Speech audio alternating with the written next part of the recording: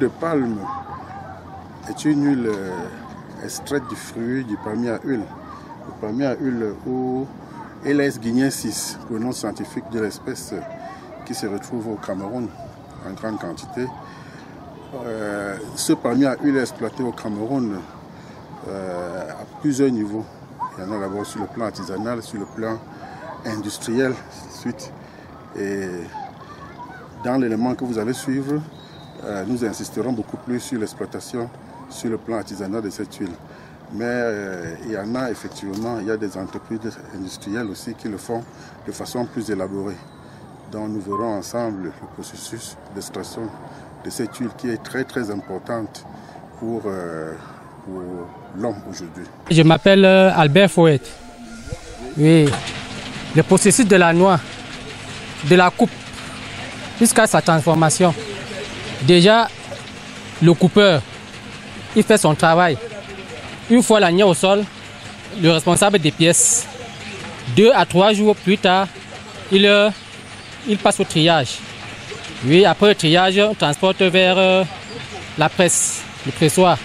Oui, après cuisson déjà, ici nous avons une cuisson moderne, électrique. Oui, là après cuisson, on passe à la machine, puisqu'il y a 2 machines. Une machine qui broie entièrement les noix avec la peau et tout. Et une machine qui fait, on peut appeler ça, c'est une façon archaïque même modernisée. Puisqu'on on retient les parmis et les totaux. À l'époque, on piétinait à pied pour avoir les parmis et les totaux. Mais aujourd'hui, on a trouvé une méthode avec la machine. La machine malaxe, on lave, on recueille la pâte qu'on remet encore sur le four à courant. Oui. Là, on cuit la pâte. Ça prend un minimum 1h30 de cuisson. Oui. Après cuisson, maintenant, on passe au refroidissement. On augmente de l'eau. Après refroidissement, on attend au moins 30 minutes. L'huile se décante. Les déchets restent en bas. Et on recueille maintenant l'huile qui est superficielle. Oui, après là, maintenant, ça dépend de chacun. Vous pouvez passer à deux étapes. Il faut faire la cuisson à 2 étapes. Mais généralement, les gens passent la cuisson à une étape. Mais celui qui veut conserver une nuit de bonne qualité passe la cuisson à deux étapes. Donc après première extraction, il recuit maintenant l'huile en question, au moins pour 15 minutes. Un chauffage au moins pour 15 minutes. Là, c'est pour sécher hermétiquement l'eau dans l'huile.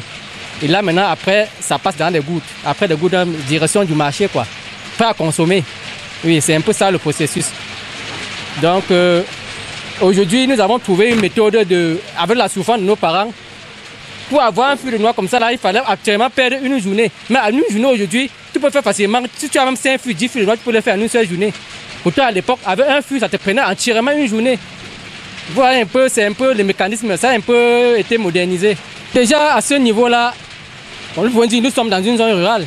Et c'est à partir de là, à bas de ça, que nous débrouillons, nous nourrissons à bas de ça. Les enfants également, voilà, comme les maladies. Malgré que les prix sur le marché ont souvent des décadences. Mais qu'à cela ne tienne, c'est ça qui fait quand même notre force de vivre.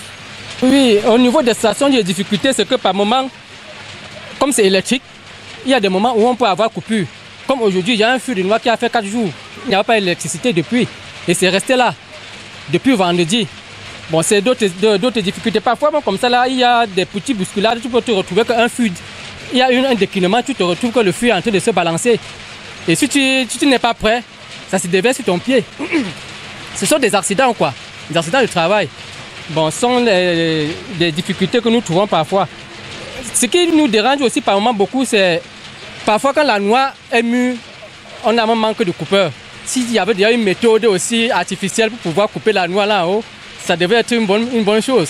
Mais aujourd'hui, avec encore la méthode archaïque, bon, nous nous battons encore comme ça. Parfois la noix pourrie, vous voyez comme les noix tout à l'heure, elles sont même un peu noires.